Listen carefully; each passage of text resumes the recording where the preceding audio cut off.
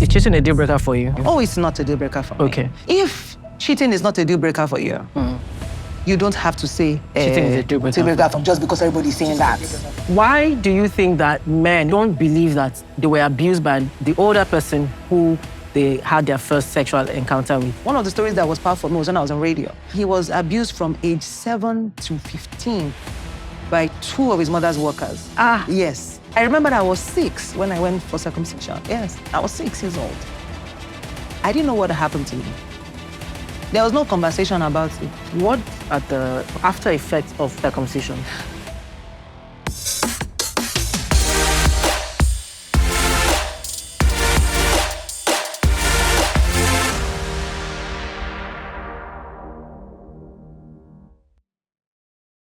Hi, everybody. Welcome to another episode of the Dear Ife Series. Here, we bring in your stories.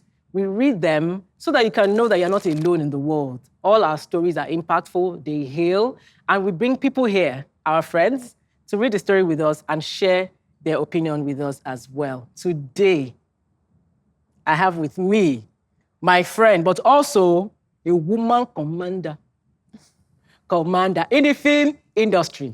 She's powerful. She's insightful. Her stories heal. Every time I watch her story, I used to warn her, stop making me cry in your movies. Every time I tell her this thing, but no, she will do another one, I cry again. Introduce them. The woman director, the woman commander, the storyteller, prolific writer, oh my God. award winner, Only me. Biodun Stephen. How are you doing? I'm very well, thanks. And I don't have money. If I had money now, I could have given you some. Oh, yes. But don't worry, I will credit your account. Just give me the digits. I love it so much. I'm all about that. I watch you on social media. You already know we follow each other. Yes. And I'm like, why such a person so real? Like, I'm serious. I mean, I understand realness, but your realness is top-notch for the kind of job that you do. Yes. Why do you think that there is no need to package, to just come as you are? Why do you think that? I think that the hardest work is keeping up. So, because particularly when it's not a way of life for you, and you are just trying to match up in English, keep up. It is tough because sometimes you have low moments and you don't necessarily are not in the mood to do that, you know. So I just feel like what you see, what you get every day, and I feel like I can manage that realness because it's me. I don't have to do anything extra because I'm also as vibrant as I am on social media. I'm not that outside of social media. You know, there are times when I just want to be quiet and it's just best that whatever I serve you, there's no expectation. You already know what you're going to get and I can manage that. That's why. No need to, because you have to package, you think about it. How do I come across today? It's a lot of work. Thinking about it, Koda, even me, I'm already feeling tired on your behalf. I can't do it. I always say that the need to package is a lot. It is. It's a lot. It's part of this realness when you talked about the girl that was harassed on an airline and you said she should have worn a bra. Yes. Is that part of realness? Well, you know, I've always been an advocate of wearing a bra.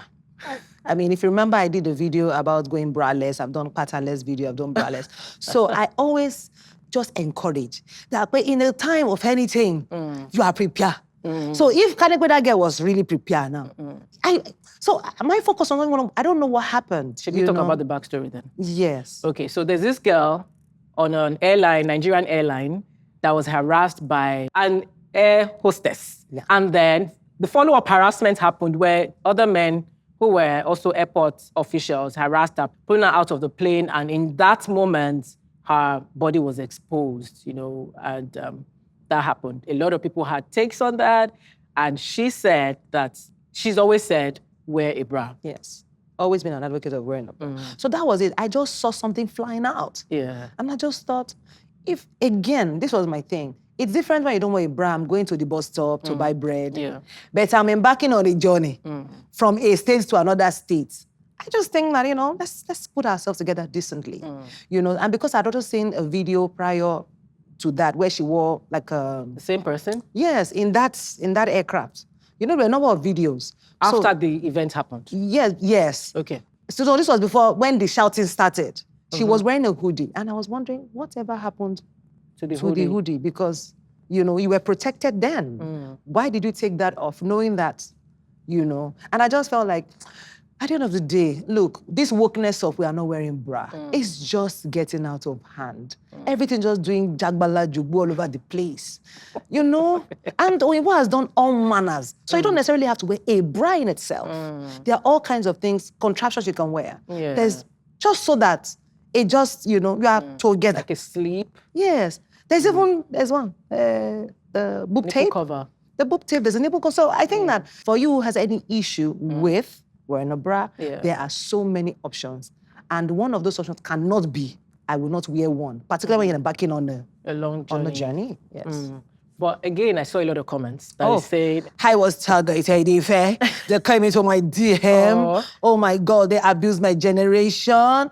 They cursed me out. So many people even spoke. So went as far as speaking, you know, laying a lot of terrible things on my kids. Yes. Yes, you know. And some of them I gladly responded to, you know. Say gladly. Yes. Because, you know, and some of them I said, you know what, this conversation is not needed. I can give you my address so that we can have a sit down. Yeah, talk to me face to face. Yeah. So that we can, you know, engage in this conversation. But I just think that one of the things I learned from it was it gave people who otherwise would never have had an opportunity to speak to you, to speak to you. That's what it did for me. I just realized that a lot of toxicity exists in our space, and people are just looking for a way to lash out. Lash out, yes. Give it to you. Yes. Say what's on your mind. And co-miserable with them. Yeah, and being, you know, as we're miserable, being miserable. Did anybody say something that you said, maybe I shouldn't have said that way? Did anything make sense out of all of the noise? Oh, no. But my friend did call me and say, you know, and I said, and I stand by what I meant, what I said, that I was not really concerned about what transpired, because, you know, you will never really know the true story. I was just trying to focus on, you know, just buttressing what I've always said. Please wear a bra. Wear a bra. Okay. Talking about social media again, you know, I've always looked at your movies and you use actors. I don't know how to explain actors, but do you understand what I mean by actors? I know what you mean. What do I mean? Performers. Performers. Yes. Yes, professionals. Yes. Yes, I've always seen that in your movies. In these days, we see a lot of influencers turned actors. Do you believe that that affects the whole acting industry and makes it look like it's not a serious industry, or you believe that truly some influencers can be actors? I think that your question is two-pronged. The first answer is, yes, there are certain influencers, even skit makers, who are actors. Some of them found skits on the road to becoming actors when the acting was not coming. And I'll name names, people like Macaroni, people like Shaggy. These were trained thespians, you know. They studied theater arts. You know, people like Lasisi Eleno, you know. Oh, did he? Yes. I don't know whether he trained, but, you know, I've worked with them outside. In fact, these particular people, they will tell you, don't make me do comedy, challenge me. You get, because they built that persona. And also I've seen influencers as well, you know, who have also said, this is what I wanted to do. I mean, for me, for an example, I wanted to be an actor before I became a director.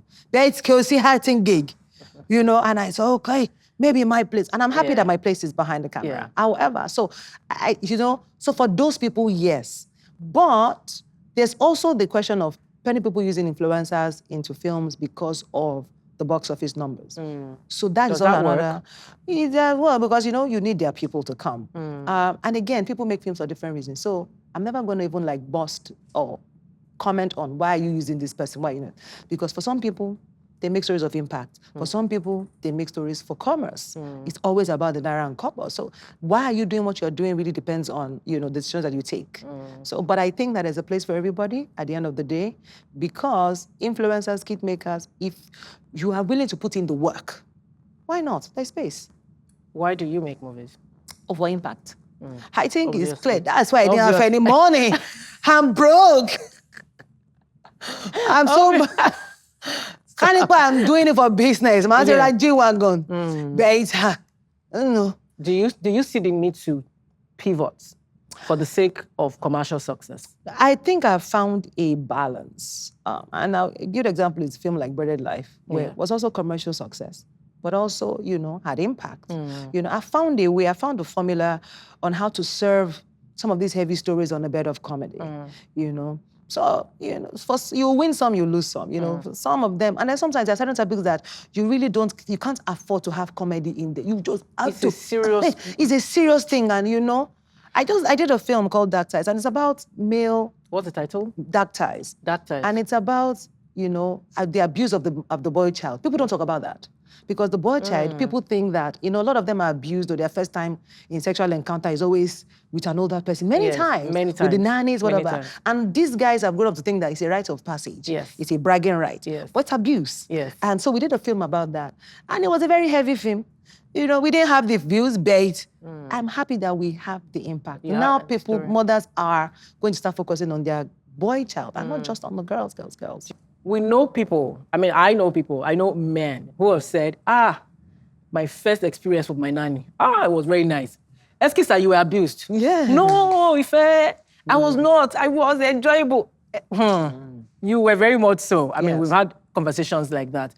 Why do you think that men, even as much as we keep saying it's an abuse, don't believe that they were abused by the older person who they had their first sexual encounter with? I think that largely because even for most men who don't even have that kind of encounter, it's part of that cultural stereotype where you have become a man, and bragging rights, people sharing stories. It's almost like this issue of virginity, where now, you're talking with your group of friends and you're the one that is still a virgin.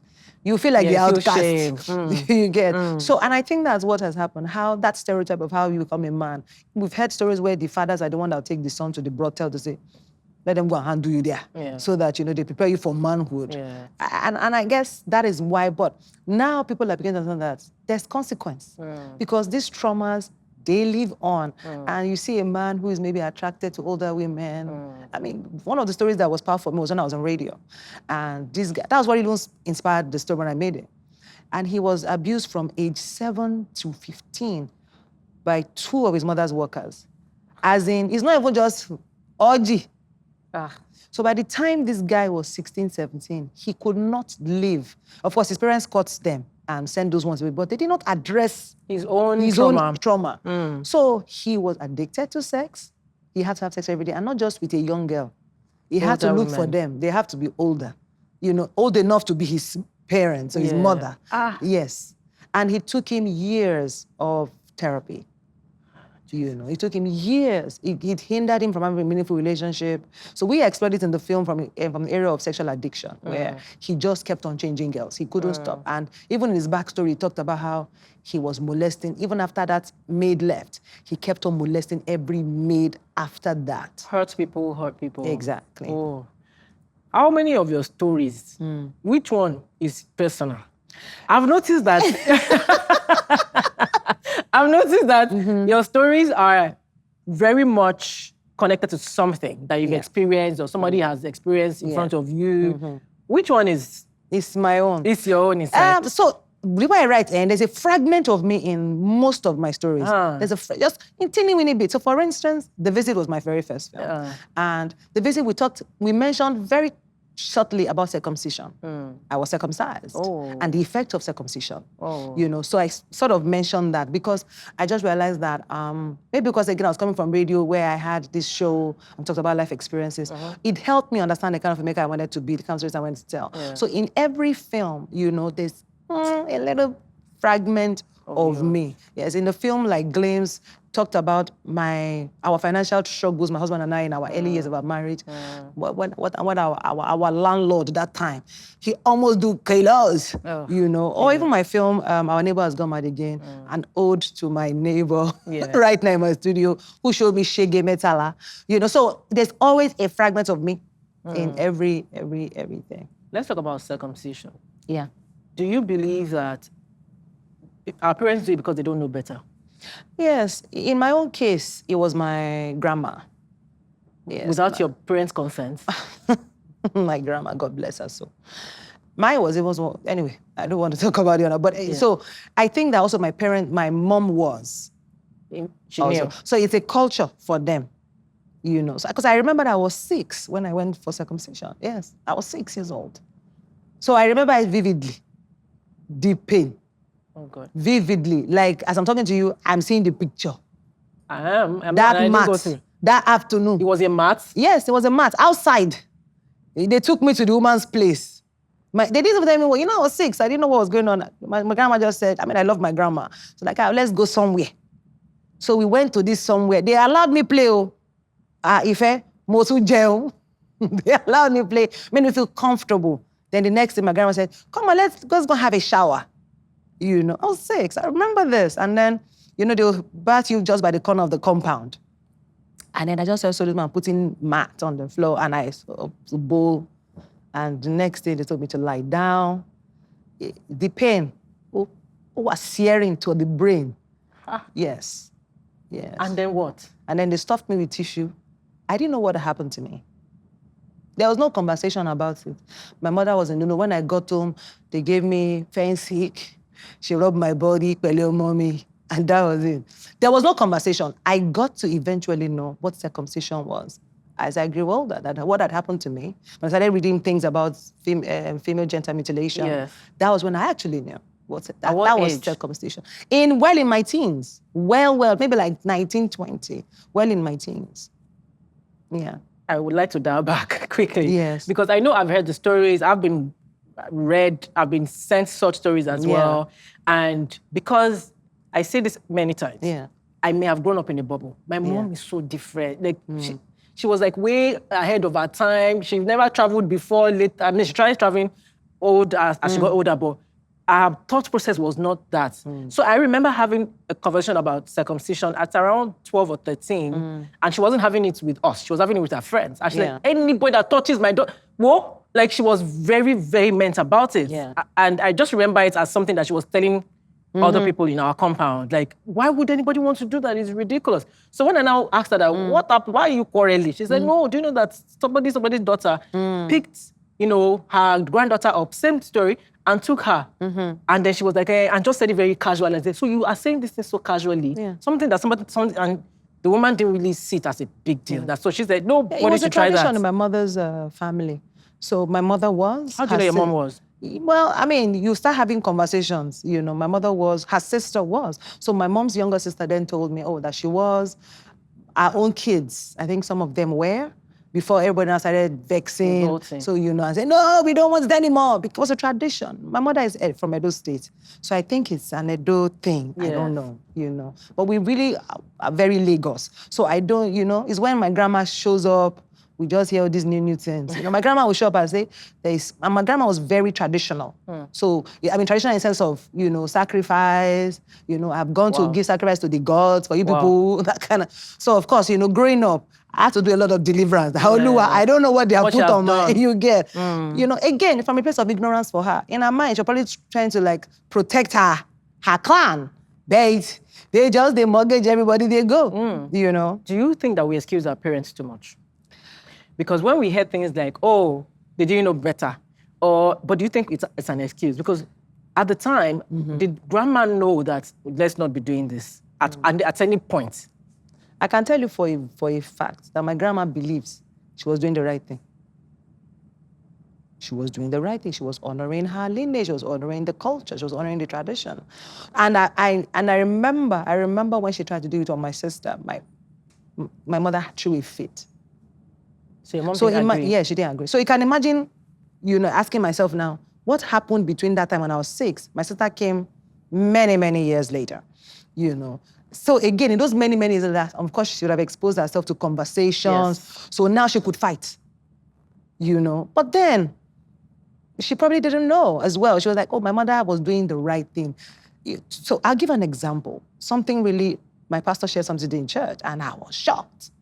And he talked about how these children were born abroad. And it was the culture of the family to send the umbilical cord, the one that cuts off.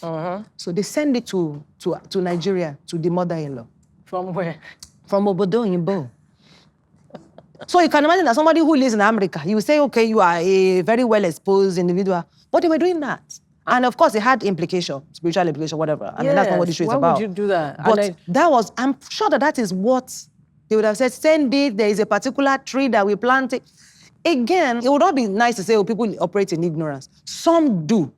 But, it's like stereotypes. It's like cultural stereotypes. It's handed over from generation to generation. This is how you do it. This is how you do it. Remember that when we were kids, they will put one meat on your plate. You must first eat the Finish your food before you eat your meat. Are you not? Have you recovered from that trauma?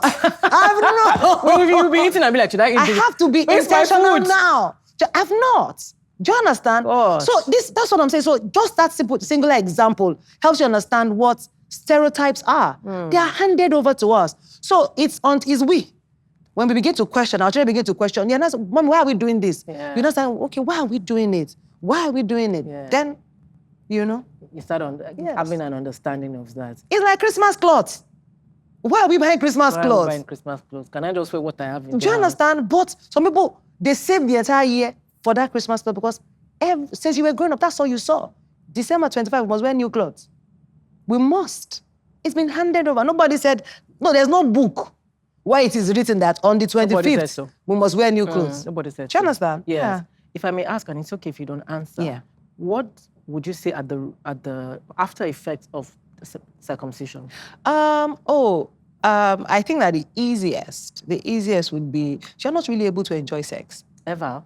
Yeah, and again, depends on how badly you've been cut. Mm. You're not really able to enjoy sex or even experience orgasm.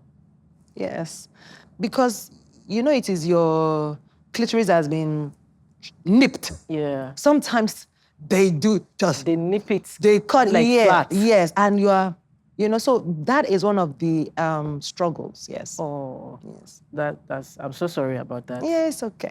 But thank God there are other there are medicines now to ape. I don't. I move on because I know that you people will be saying, Ife, what is the medicine? How do we? I'm not gonna tell you. Go and do your research. Enter DM and go and ask. Oh God, I'm so sorry about that. Yeah. Now that's why I feel like a lot of your story just have this personal thing to them. Yes. There's another one, the vow to keep. Yes. About a man who cheated. Yes. And the wife took him back. Yes. Very many people were upset. Of course. But why? What are you encouraging? That he cheated. Yes. Not only with a regular person. Yeah, with the family, with the family member. Yes. She now took him back. And you wrote the story. They said we should watch it. If you understand that life is not black and white. Well, true. And it's very important that. So a few years ago, when all of us were, sort of rebranding as women and standing up for ourselves, we're saying, oh, we'll not tolerate this anymore. We'll not do this anymore. We'll not. But we forget that life comes at you in the direction that you did not ready yourself for such. Yeah. I just think that, in terms of, in matters of relationships, even matters of marriage, it's really not, it's not stop and go. Sometimes there are a lot of things in between. So with about to keep, I just want to understand that if cheating is not a deal breaker for you, you don't have to say cheating is a deal breaker for just because everybody's saying that. Cheating a deal breaker for you? Oh, it's not a deal breaker for me. Okay. So the story came from a belief. Yes, you get that. It's not a deal breaker for me.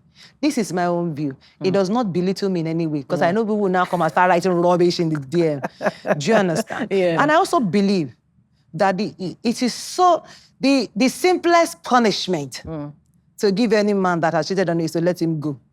What? It's too easy. It's such an easy stuff, man. Yes, because you see, you have to pay. This is wicked. Look, have you seen Wickedness?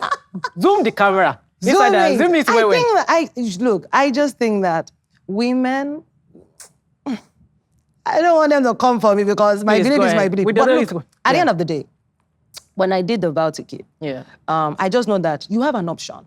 In the case of infidelity, regardless of who, if both of you are able to walk through that relationship, fine.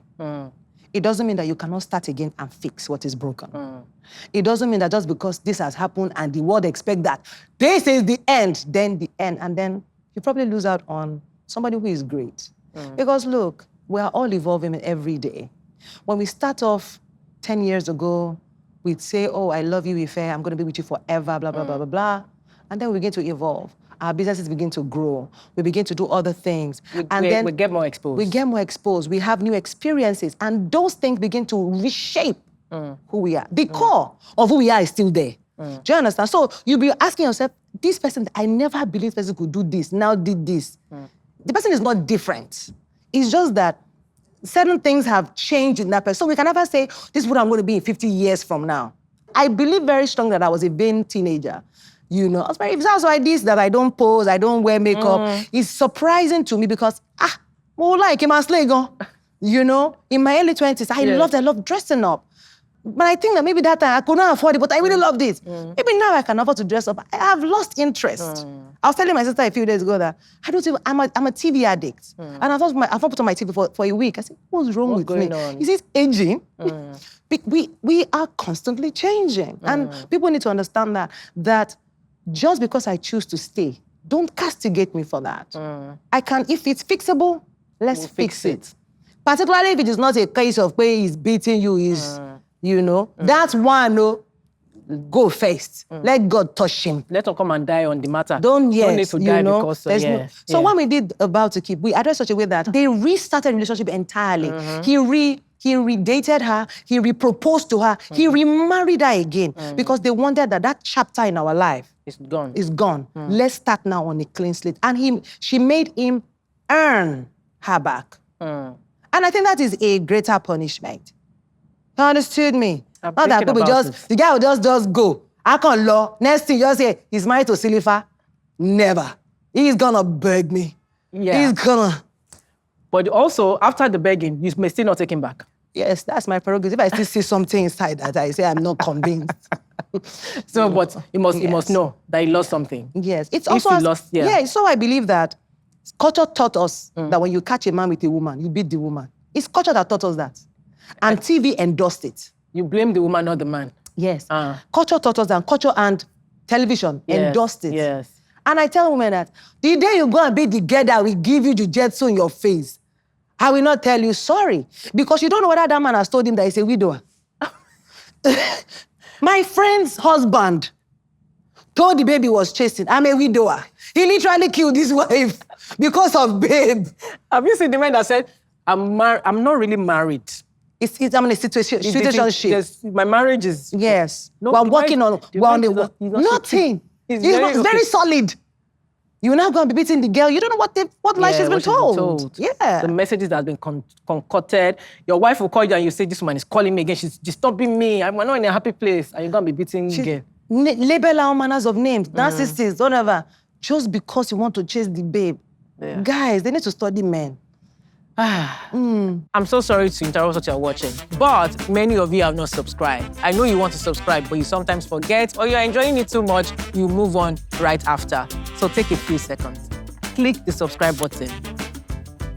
Let's continue watching. Your strength, I'm not sure people understand how strong you are as a person. From your directing to who you are. I'm not sure people even know you that well. Yeah. Do you notice that people don't really know the depth of who you are? And I see how strong you are. I have two questions in that way. The first one is, have you ever felt being a female in this movie industry that people treated you as a female rather than as a director? And when I say this every time, I feel like... Oh, you've been asked this question? Yes. And when I say, I didn't feel, particularly when I started off my career as a director, I didn't feel I needed to prove to anybody anything to anyone. I would not even allude that to my height, but I think I have an intimidating presence. And I present myself as serious half of the time. In fact, most of the time. It's when you get to know me that, she's very goofy. Yeah. But I present myself as serious. So I don't, and I think that when I came to industry, Nollywood was ready for something new. So it was easy. If I compare that to when I was much younger, trying to chase acting, that was very different. There I was objectified, I was sexualized, because I was a tall, skinny girl with big breasts. When you were an actress? Yes, when I was trying to be an actor. Because I was tall, skinny, and all you see was tall, skinny, and breasts. You know? So, before you even open your mouth to say, I'm talented, you are very talented. They are looking at your chest. You get what I'm saying? So, but compare that to years after I left, went to do corporate work, and then come back, Nollywood was ready for women. Women were ready for something new. And so breaking in was not as difficult, you know? So I would not say that I've been addressed. as a woman because Amy Gomi work with feminine energy. You came I came with wrecking ball. to a lot of masculinity. My voice is loud. But do you need that? What happens with a woman who is feminine? Do you know what I'm saying? Yeah, I get what you're saying. So that's a very excellent question. What happens to them? I don't, to be honest, I cannot even speak for them because again, I have to speak about my own experiences. Naturally, I'm, very, it's not boisterous, but I have a very looming presence. So naturally, those things sort of maybe made it easy for me, to enter into some rooms. Yeah. I'm an extremely shy person. People don't know. Extremely. I can talk to you like this. I cannot face a crowd. Yes.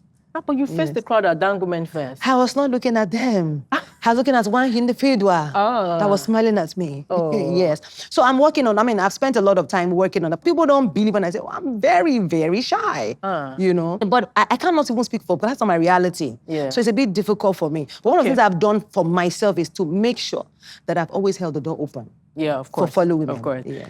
Guys, while we're about to shoot today, she saw the producer of this show and she said, are you the director? She said, I love it. I love I love when women are behind the camera. So I definitely understand. And even the roles that you give to women, very powerful, very strong, but also feminine. Many of the roles you give to women. So I can definitely see that in the roles. There's a question nagging at the back of my head when you say you were sexualized when you wanted to be an actor. Any of the person who sexualized you or tried to sleep with you, have you worked with when you became a director? Hey, well, those ones are directors and producers. Yes, funny enough, our paths has not even really crossed. There was one that we ran into each other in South Africa. And I said, good afternoon, sir. Because I remember the conversation that year. And I remember I sent him a text. I said, sir, I am very talented, sir. If you can just look past my body. What was the conversation? And give me an opportunity. No, this was the text I sent to him. Okay. I just greeted him. He said, what are you doing? I said, I'm also here to market my film. I did film, so it was a film market. So we met each other, both of us hustling on the ground, trying to sell our film. But I remember that text message I sent to him because I was already I want to act. And I said, if you can just look beyond my body, I will work to show that you will never, that I'm worth every opportunity. They don't give me the opportunity. They even pick my call after that time. Yes, but I cannot mention his name. You tell me in camera, and I will look the person in the eye, but you terrible person. There's a lot, again, seeing that the privilege that I have to listen to people's stories, I've heard that a lot. And it's just very sad how people get turned down and they don't feel any remorse. You're not doing it. We move on. Yeah. The second question about your strength is, I've read somewhere that your husband didn't want you to act. Yes. How did you decide that I will act anyway? So I met my husband in university. Yes. We became friends from university. And we met on the set of our friend. Our friend we're all in university together and he was trying to produce a series. I think it's Femi. His name was Femi. And so my husband was the PA. I can't even remember. Everybody was our friend. So I was acting for free. It was working. Everybody was, in fact, Clarence Peters was also on that show. Everybody was just trying to figure themselves out. School was on strike, so we all went to Ife to try and make this film. So that was when we first met. And I didn't even know his name for many years. I just called him the wrong name, and he would always answer. So fast forward when we now got married, and I said, I want to chase this stove. And he said, no, I don't want it. I said, where do you catch me? The first time we lay eyes, that we done it ourselves. Where was it? Was it supermarket? Yeah. No, it was on a set. What do you mean? And he was like, no, but you're a writer. I like your story. Because I used to tell him a lot of my stories. And I go, why don't you focus? So really, he was the one who really made me know that he could do more than acting. I said, if you decide to go to film school, I'll pay. Did you pay for your film school? Of course, I sold his land. Oh. Sold his land and I went to the film school. But you still acted. I still acted. And I remember that when I came back from film school, I remember vividly the first thing something I acted in. It was Husbands of Lagos, and my character was a cougar, and I tied towel. In fact, it was such a random thing. I tied towel. The guy that was also tying towel with me was the costumier assistant. So they just, and They just put it together. Just come and do this thing. Go. So the guy was not touching my shoulder. Jesus, for 2 years. They were touching your shoulder. You tied to it. They were touching your shoulder. You tied to it. It was a music. We should wax record with that touching your shoulder, tying to it. And you still acted after? Was I saying? But of course, was there a conversation?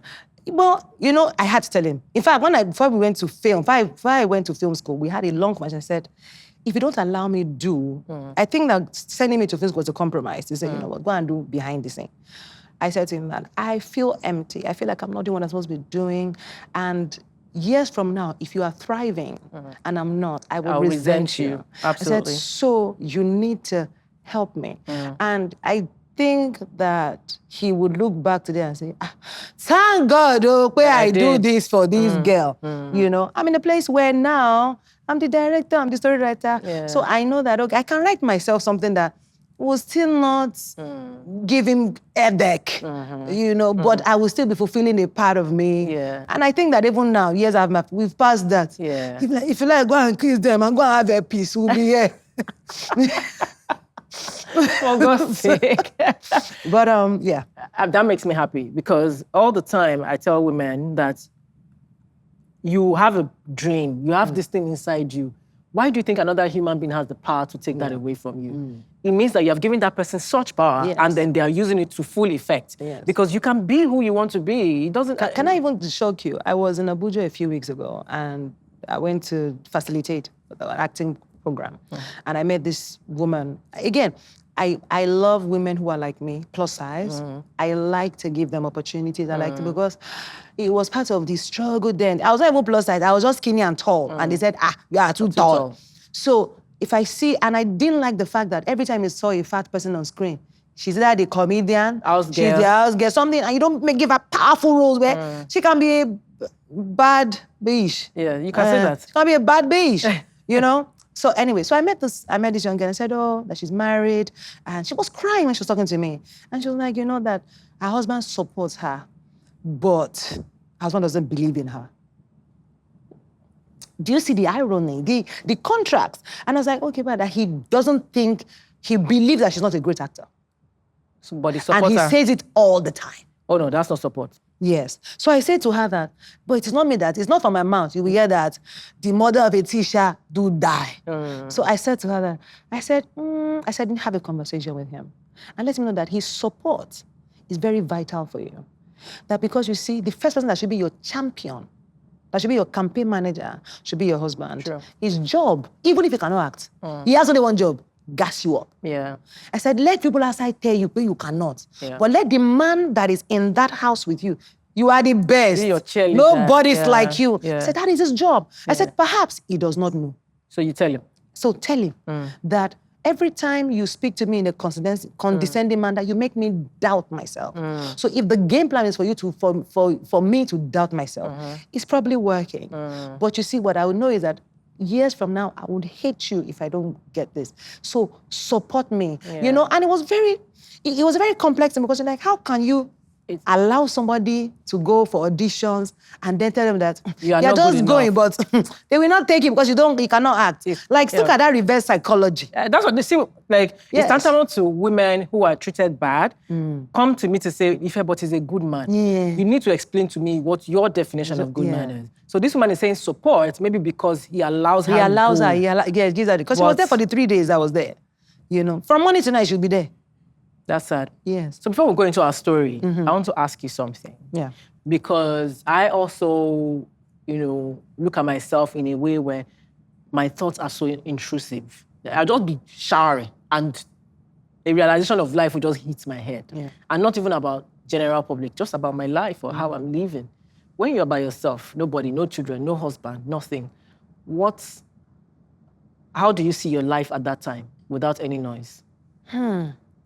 So I'm naturally a reflective person. I love long drives because I use that. You told me you like driving. Yes, I love driving. Like now, my church is an hour and a half from my house. But I do it because that 90 minutes, I self-reflect. Count my blessings, What are the issues? And then how am I handling this particular issue? And then I also question, why am I doing what I'm doing? Or even just question basic, why is this happening? What can I do? How can I approach this? And I think that's what shines through in a lot of my stories. I'm constantly questioning myself. And one of my focus in the last 3 years is, I want to do the right thing. That's one thing I've told myself. Whether it is politically correct, whether it is socially correct or not, I just want to know that in my heart of heart, I did the right thing. By myself. I think 3 years ago, I decided that I must choose to do the right thing. Whether it makes me comfortable what happened 3 years or ago not. that made you choose to do the right thing? I think that, unfortunately, I'm not able to share as much, but I think that certain situations happen in my life, in family, that sort of challenged me so much so that I said to myself, I had to make a decision that it would not be what every other person would do, but it is the right thing to do. So that's difficult. Very, very, very. In fact, there are times I said, God, they test me, because, and for example, somebody hurts you so much and the person calls you for help. That's your moment to say, I'm not going to do nothing. That's the moment you say. But at this moment, I would say, okay. I'll do the right thing. I'll do the right thing. Just because. It's not about me trying to be a goody two-shoe. It's just that I just want to be sleep better at night. And I think that as you are growing older, I'm sleeping less and less. Yep. So these small 3-4 hours I gather, I want to be able to sleep well and look back and say, okay, I did the right thing. It may appear weak. It may give me off as being weak, as not being strong, but I think that there's so much strength in that resolution to do the right thing. And so every time I'm alone in my quietness, I'm asking myself, the choices I'm making, what am I doing? What do I need to do? Because, and again, there's something about this doing this right thing. It also deprives you of peace of mind sometimes. When you do the right thing? Yes, because it's like saying that you have somebody that should not be working with you in your perimeters. But you're doing it because you're thinking, if I take this job, this person will not be able to feed his family, blah, blah, blah. Are we not supposed to choose our peace of mind? So how do maybe that's not a good example. Yeah. But I'm trying to explain what I mean. Like sometimes you just take a decision because you feel like, this is the right thing to do in this instance. I'm not going to be emotional about my decision. So I'm able to stand by it. So I've been very, very much rationalizing my decisions as against, being emotive about it. I've been very much rationalizing my decisions in the last 3 years. Yeah. That's amazing.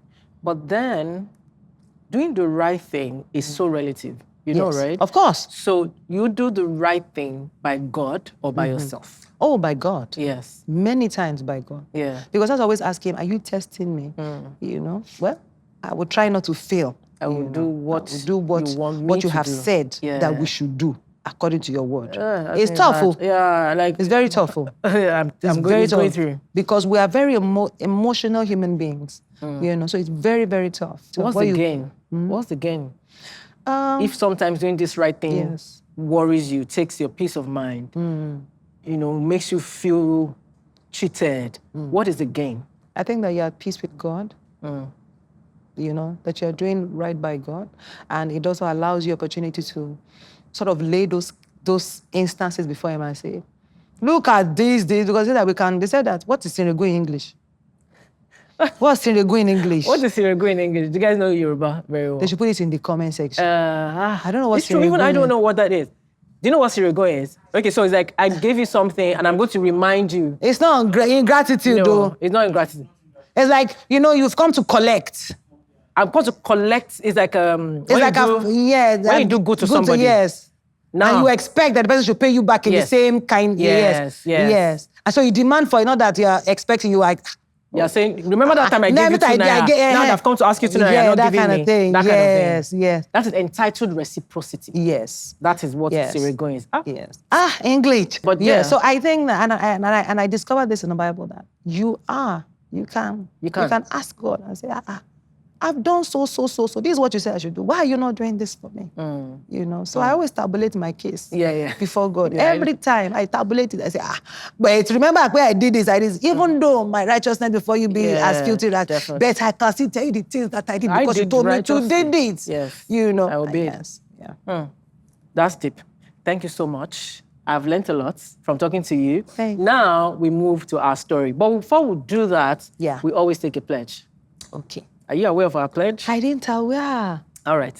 We go into it real quick before we go into our story. Do you like my skin? Do you like my skin? I'm sure you do. My skin is powered by Dang Lifestyle, a skincare brand specifically tailored for people like you. Go to danglifestyle.co to get yours. Use the discount code on the screen to get 10% off. And now we'll take our pledge. I, Ifedayo Biodun Stephen, promise to be kind, to be honest, and to not ask Ife who wrote in the story. Wow, what a integrity somebody. Yes. People always say, when I tell them that part, they'll say, hold on. No, but I think that people just, I'll give an example. Yeah. This thing, my sister and I were going to have lunch. And she was like, call somebody now to ask them to recommend a restaurant. And I said, you know, I don't want to have to explain why I'm going to a restaurant. Because when I call you and say, just recommend. So what's happening? Where are you going with it? Natural behavior. Yes. Natural human So I was behavior. like, I'm not ready to start. I don't want to lie. Yeah. And I don't want to give any information. Yeah. So let us trust Google to lead us. Restaurant near me. Dear Ife, my best friend since we were 11 years old is now engaged to my ex-husband. Somehow, I feel like you tell me I should not worry my head about it since it's my ex-husband, but it's not that simple. My ex and I broke up because after 3 years of marriage without kids, he agreed to check himself, only to find out that he was the problem. I didn't feel any way about it. I was just looking for a solution for both of us. But as soon as he found out, he started criticizing me badly. Even my ambition that he had always been proud of. He mocked my body changes. Anytime I gained weight, he would say, you haven't had a child yet, and you're this big. When you now get pregnant, what would you look like? He would call me too emotional, too ambitious, too needy. He would withdraw affection for days, sometimes weeks. Then act normal, like nothing happened. It's called his coin behavior. All of these things, the only person I told was my best friend. Everyone thought we were good and were praying for us. My life was so sad, and the verbal abuse became worse. My ex-husband refused counseling and just gave up treatment totally. The day I told him I needed a separation, he didn't even fight it. All of this, my friend knew. Just before divorce was finalized, I got a job in Geneva and left the country, but my best friend would always visit at least 3 times a year. 4 years after my divorce, her auntie called me. Her auntie is her best friend's auntie, called me and said I should not be angry, but my best friend and my ex just got engaged, and no one knows how to tell me. I started calling her back to back, but she never picked up but sent me a message instead. They had been dating for 9 months, and things just happened, like she said. She realized they have so much in common, and the fact that he doesn't want kids the way she doesn't want kids made it easier for both of them. Ife, I was just hearing that for the first time, that my ex-husband did not want kids.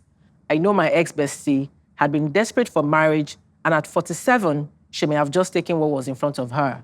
But the man who broke me, I don't know. She later called that she would like to come explain. She went to my parents to apologize, and now they are saying I should speak with her, that I will understand. Shouldn't I just take our good memories and leave both of them? My life is so good here, and even though I'm not married, I'm dating and I have a child. Do I need to talk to her? I just want to cancel her and move on. It's a good idea. Cancel and move on. And this is coming from me, who always tries to look for the good in a complex situation. I did a movie called Love Unplanned. So as we were reading, I was thinking, if I have watched this film, you know, and I'll just sort of give you a summary of what Love Unplanned was. Love Unplanned followed 2 friends who worked together, who became fast friends. They shared a house together. In fact, they went for a party where she met the man, you know. She, the vibrant one, introduced the bobo to her friend. Yeah. She made it happen. They started dating. They got married quick. They had a child. But the quiet girl had an issue with the guy. She was, in English, jealous. Envious. No. Was inferiority complex. Oh. Yeah, she was always suspicious of, because the guy worked with a woman, and they always traveled a lot. She had trust issues. Yes, trust issues. And eventually she broke the marriage because she just couldn't. She wanted the guy to leave the job. I was like, why will I leave a good job because you don't trust me? You don't trust me, And then and he spent. In fact, she left the country, and he spent years begging, And she cut the guy off, and also cut her friend off. The friend was always trying to. Why did you do? Why did you do this? Eventually, life brought the friend and the guy together. And of course, 3 years later, this other woman has even gone to marry. And then they now got married. And then she came back and says, how dare you, want to marry him? And she's like, but you are married. Did you tell your husband that you left, that you're coming to fight? So when you were reading, I thought, so that is even a completely different case from. Yeah. But in this case, like this man completely reduced her. He did. Having known. Why are people that wicked? Yeah. So you think the friend was wicked? The husband was very wicked. The friend is wickeder. Yeah, she's wickeder. Because you see, you, as your best friend, it means that you have shared the lowest moment your friend can be. That's what she's saying. Like she probably would have cried, Muko, I don't know. Yeah. And you would have been there cradling. It's okay. Meanwhile, the evil in you is not saying how you're gonna get down with the guy. That's my question. Do you truly believe that she was nursing? Yes, I don't think, yes. There's also the possibility that I don't think that she could have been nursing it. Life could have brought them together. But that life that bring you together, you could have said, life, don't do me. You try to do me. Don't do me like this. Because yes, anything could have brought them together in that moment where you'd have realized that, we have all this in common, we are aligned, but given how you treated I'm not even saying that. I don't have an issue with them marrying or whatever. It is that given how you treated my friend, you don't deserve me. I do not deserve to be with you. Let's even say I can explain every other thing away. But just how you treated it's not my office worker. It's not my community member. My best friend that my you travel to go and see 11 3 times. Yes. Like you actually says she travels to see 3 her. times to go and see her. Do you know where? I don't even know where Geneva is. In Switzerland. That place looks like a far place now. It looks like a far place. So it must take you that you are my really, really we friend. Must be really close, yeah. For me to say 3 times a year, I will come and visit you there. Yep. I didn't owe you so. Do you understand? Yeah. So it speaks to the level of friendship that they had. That even if life had brought she and this ex-husband together, even if life has shown them, there is your soulmate, she should have looked at life and said, life. No, not today. Not today, Satan. Not today. So you don't believe that men change or people change? I mean, this man who abused her, because I don't have that backstory, I'm just going off what she said, that maybe he's now a better person. And then he's a better person to her best friend. It can be a better person to another woman. Is it worth it throwing away your friendship? If truly her thoughts were good, she would have said, Oremi, I'm digging this. This is happening, I need your blessing. The friend would still not have given her blessing. She would have still gone ahead to marry the guy regardless, but she would have had that conversation. Yeah. She would have tried to plead her case, right? And the fellow said, how about you fix because if he has changed, if you're my friend, why couldn't you have fixed my marriage? Why couldn't you come to me to say, it's now different. The way I'm talking to him, yes. Why do you think that you now want to hold him for yourself? So if she had gone to her friend, to say, your husband is now a better person, do you want to reconcile? And the woman says, I don't want to reconcile with this man. Then should she have gone ahead to still marry him anyway? It's not a permission. Yeah. But at least, first it is, I now know how my friend is feeling regarding this. There's no feeling there anymore. Yeah. Okay, so that's the first hurdle crossed. The second hurdle is, there's something we need to have a conversation about. I'm feeling this guy. Yeah. Do I have your blessing? No, why? If the reasons that the ex-wife tenders feels more, again, you're talking to me who's very rational. If the reasons are more emotive driven as against rational driven, even though you're like, it's almost like, I don't want rational? to. Yes, so what is the rationality that any human, especially a woman, could present? He will treat you exactly how he treated me. That's a rational. So go ahead and do you. Yeah, so if you are happy that he one day would treat you the way he treated me, go ahead. However, I also have a right to say that. Me, Ushorema. I have a right to say that. You do. You know, so we are all clear. So why is Lagwaja not in Tamedu's wedding? I want Ushorema Neo. So everybody is good. But I feel like the reason the friend chose not to tell the ex-wife is because she knew. She knew exactly how her friend felt about the husband. She knew. And how she would feel about that relationship. And now she will know that it is a betrayal worse than Judas Iscariot. Because Judas is going, she took 2 years. Oh. What I'm going to say just for a few shillings. What else you go on there? What else repent? Do you understand? And Jesus even said, I've seen it, but you are going to betray me. This one is blindsiding. Yeah. She never saw it coming. That's your best friend. I mean, you get what I'm saying? I get you. So I feel like that's why there's no soap. Even Dank cannot wash her clean from this sin. Yeah. It cannot. Because it feels very premeditated. It feels very premeditated. And I think that it's too late for you to now come after engagement. After wedding, Kiloku, what are you coming for? To come and now tell her that, okay, so what really happened was that, okay, the love just out of it was on, you know, that day, Cupid now do like this. I now fired the arrow, and now chased it. It's rubbish. Yeah. It's rubbish. So no need for closure. She don't need to hear. I don't think so. I think that whatever that friend will say will hurt her even more. Because there's no way she can rationalize it. How she's feeling based on this email, you know, if she feels like she wants to have that conversation. But I think her mind is made up. And I don't think that we should force somebody who does not want to listen. Again, she said something very, very crucial. I want to preserve the good memories, which means that she's struggling to still be a good person in all of this. But I don't want to see my friend in a different light.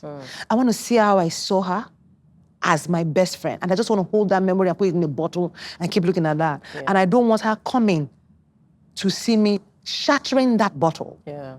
I think that we should preserve that for that woman. When I read that story, I thought to myself, you want to spend money to go to the Geneva to talk rubbish? What's the point? I mean, I was very angry at the lady reading the story because I take friendship very seriously.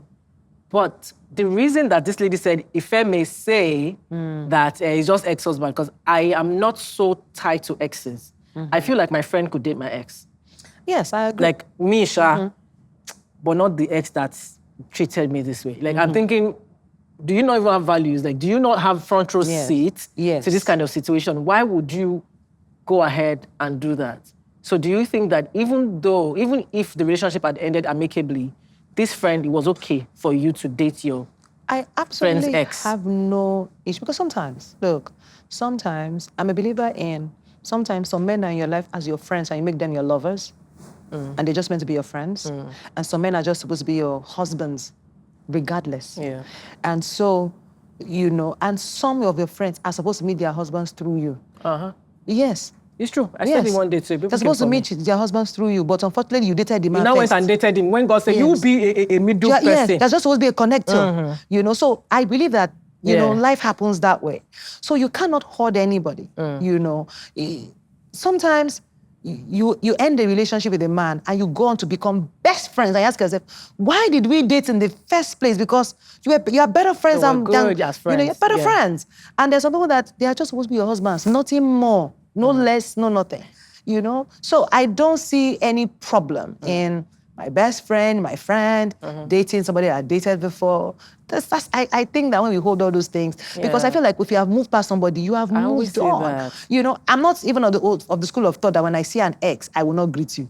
Please, particularly when I'm thriving, I will greet so that you know that, look at me, my shoes shine, my face show. What's that English? Our face shine. Zoom into the face very well. You shine very well. What do we use in your skin? It's not even just because the face here. I've been a Dang user since the inception. dang is, and it's dang everything, plus the humidifiers, the candles, everything, room spray, skincare. I love to hear every it. single, not just because she's here. Pride and it has worked for me. Pride wants to wound me just now. Yes. I love Please be wounded. I love it so much. I think very deeply about what friendship means. Yes. And what's the line that a friend could cross that even though it's a betrayal to me, I could still forgive. I think about it a lot. And sometimes I tell myself that it shouldn't be a man that would cause me not to forgive a friend. It shouldn't be, you dated my ex, you dated my this. Because I realize the emotional needs of so many people cannot be rationalized. Yeah. To say, this my ex that treated me badly, you shouldn't be with the person. If they feel that connection with the person, I don't have to be your friend again, Sha. That's me. So let's move on from that. However, what else could a friend do to you, aside from man, like in this kind of situation, that would be like, this is the line that you've crossed, we're not going past it, bye-bye. Are you asking me this question? I've never really been lucky with friends. So I don't even know.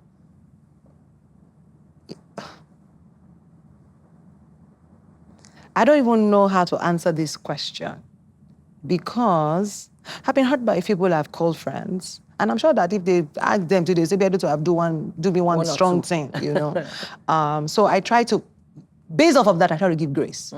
I also understand, I have also very recently learned this, that sometimes there are people in your life for a season. They come hot. They are what you need. They're supposed to tide you over a very tumultuous time in your life. And you assume that they're your best friends in that moment because that's their job.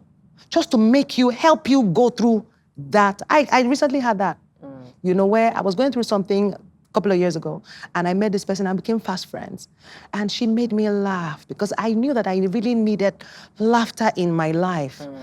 And I held on to that friendship. And then I started hearing a few things and I got upset. But, when I spoke to my pastor and we talked about it, he said, no, your friend's supposed to be there to just help you through this time. You made her your best friend. That's she was just supposed to be your friend, just for that period. So you now gave her another assignment that is not her assignment. And you heard that she's doing this. That's not her job. That's not her job. So that reality has not been known that people are in your lives for very different reasons. And so I'm no longer quick to even say, best friend. I don't even believe I've had a best friend in the longest time. Close friend. Yes. Seasonal, But I just realized that people are in your life for different reasons, and so don't give them extra responsibility. So for you to do anything that will hurt me, where you go saying a lie, and so this particular friend of mine, for instance, just really hurt me and all of that. And people wonder, why are you still friends? I said, because she makes me laugh. I really have a good time every time I'm with her. So you're still friends? Yes, but I have, boundaries. It has been redefined. So I now know that extra responsibility, you don't do there anymore. Expectations are no longer there. But do we have a good time every time we're together? Yes, and I need that in my life. Because I didn't want to go crazy, live in this country. So I don't need that in my life. I need a really good laugh. And I'm very much a loner and a homebody. So the few times I'm able to go out and have somebody to just laugh and gossip a little here and there, it's good for me. So I've been able to sort of distill, and I think that's something I do very well now. Just distill everybody's roles. So there is no. And I have zero expectations. So you are going to hurt me, it's already on number 1 on the card. You go do me strong thing. And number 2 is that I go do you strong thing. But I may not know what it is, you may not know. You know what I'm saying? We just need to understand this. And if we operate on this wavelength, I think that everybody we can manage, we're okay. Isn't that a trauma response to expect people to betray you? To expect people to hurt you? Isn't that a trauma response? No, it's not a trauma response. I think that the Bible says that the most any man can give you is disappointment. Where did the Bible say that? It's not quoted as I quoted like this, but it's there in Proverbs. It's not quoted like this. What did you say? But it's there in Proverbs. What did you that say? a man will offer you nothing but disappointment. Somebody should find it in the Bible for me. Pastor, find it. You are here. Yes, that's a man will offer you nothing but disappointment. Check it. What I'm going to Proverbs. Yes, it's there. I'm I telling need you to see this it. thing. So once you know that a man is a man and it's not God, it's not trauma response. It's not. No. Because even me, sometimes I used to look at God and say, sorry. Because I just wonder, how do you feel when you look at us? And I was just saying, yeah. my heart goes to you, Lord. My heart goes out to I you, feel Lord. for you. I feel, as in, I literally would just say, sorry. Ẹ kú rọ̀jú, ẹ pẹ̀lẹ́. ìrọ̀jú yẹn pọ̀. Yes. So if I'm telling God that, I just think that I trust just guard my peace, you know. So you don't have access. So nobody is hurting you as much because you have already visualized or anticipated some of things. So I give grace a lot. Before I get angry about this is my small girl like shout. That's just small. But I give grace. I will rationalize why you did what you did. I would understand it because I try to give grace. And that's what is my role in this misdemeanor. I must also hold myself accountable for that. You know. Yeah. I mean, nobody's perfect. But that's not what this particular story is different. I know. But when we talk about stories, we always go deeper because then some people have experienced it, but not exactly the same. Yes. So that from what you're saying, from what we're chatting about, they take what is their own, you know, and then run with it. I think deeply about what I expect from friendship. And I don't think I expect too much because I don't want you to hurt me. I don't think that you hurt me. So I don't come with guard. I have acquaintances and I have friends. My acquaintances can never be my friends. They may think we're friends, yeah. You know how somebody thinks they're their friend, but you know in your mind that, yes, they are there. But my friends, I have expectations. And nobody can, you can't, like, there's nobody that'll tell me, don't have expectations of your friends. But I'm your Lord and I'm giving this explanation. Yes. Who then are you fully committed to? No, fully expressive with. Emotionally, mentally, physically. Not in the, if you get what I'm saying. My sister. But who? Your sister. Yes. So your sister I trust my sister very much. Yes. Yeah. I trust her. We will fight. The one in America, yes. Oh, I America. trust her. I trust her very much. Yes. I trust her. So you have someone. Yes. Yeah.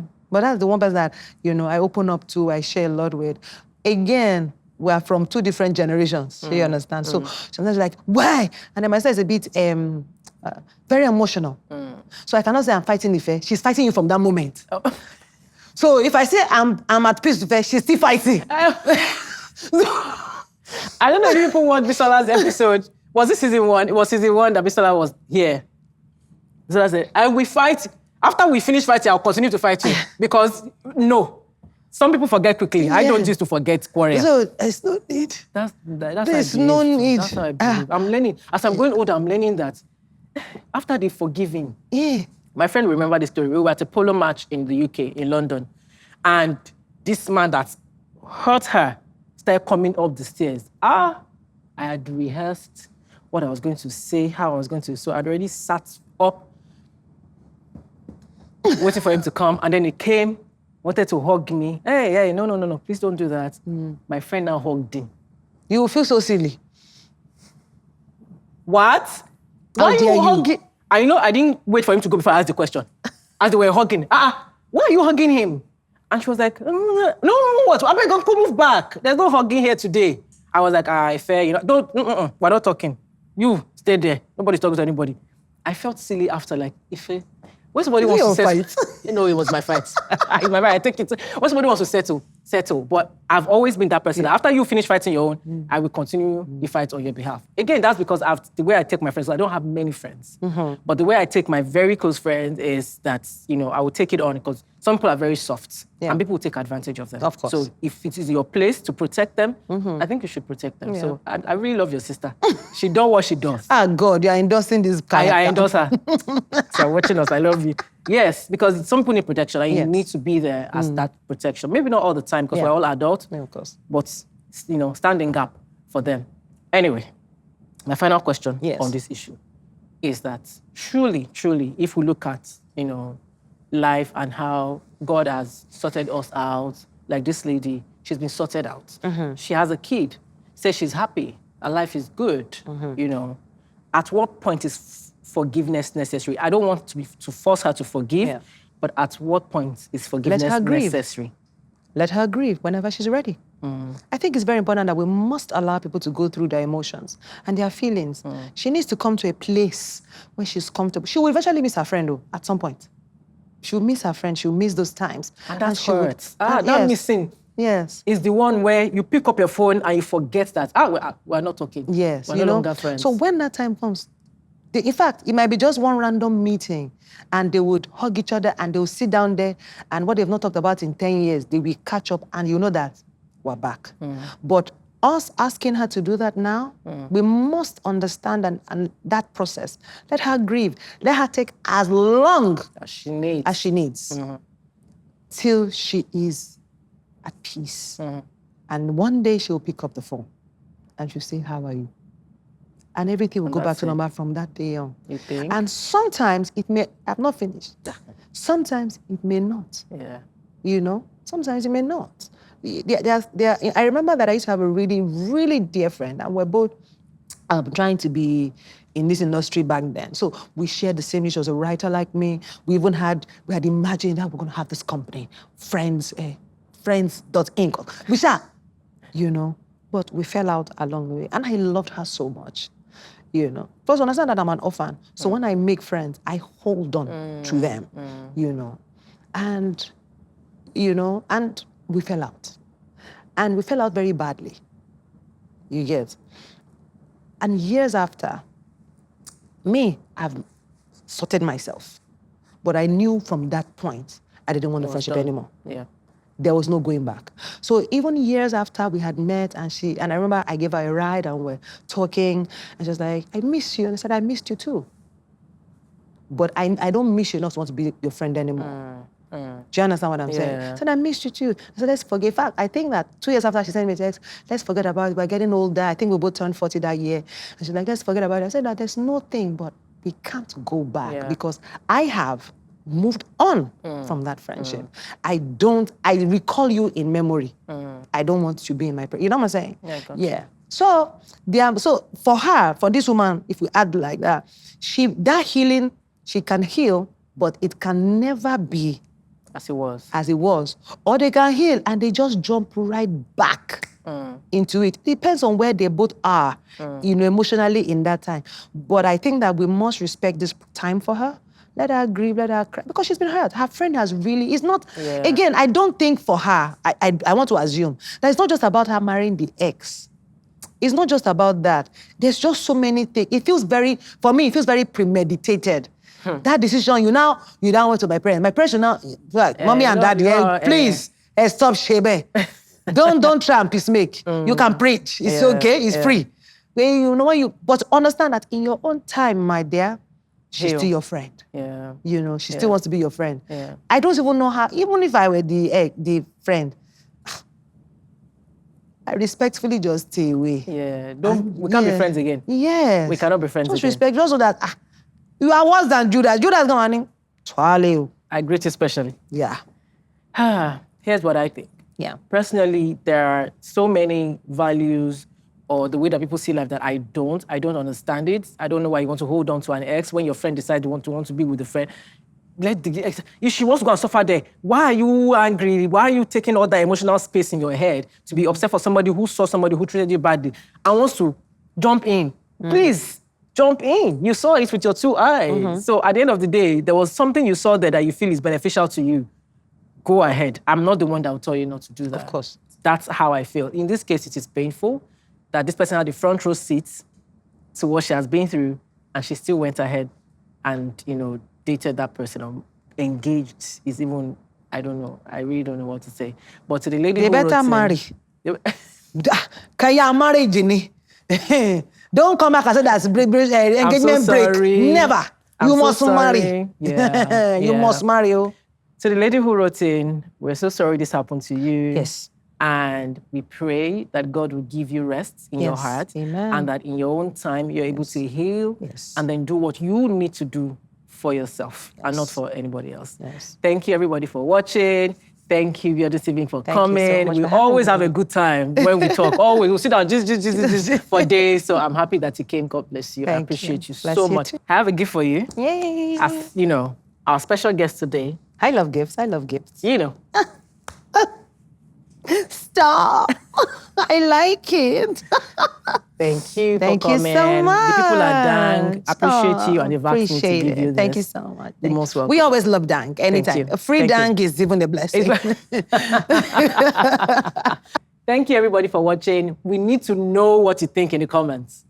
Over to you. Look at these days because they said that what is Senego in English? What's Senego in English? What is Sirego in English? Do you guys know Yoruba very well? They should put it in the comment section. I don't know what it's true. Even I Sirego don't is. know what that is. Do you know what Sirego is? Okay, so it's like I gave you something and I'm going to remind you. It's not ingratitude No, though. it's not ingratitude. It's like, you've come to collect. I'm going to collect. It's like It's like when you do good to somebody. Yes. Now, And you expect that the person should pay you back in the Yes. same kind. Yes. And so you demand for that you are expecting you like. you're saying, remember that time I gave you 2 I naira? get- Now that I've come to ask you 2 naira, Yeah, you're not that giving kind me. of thing. That Yes, kind of thing. yes. Yay! Thank you so much. You actually made it to the end of this video. Don't forget to subscribe, like, comment, and share this amazing episode.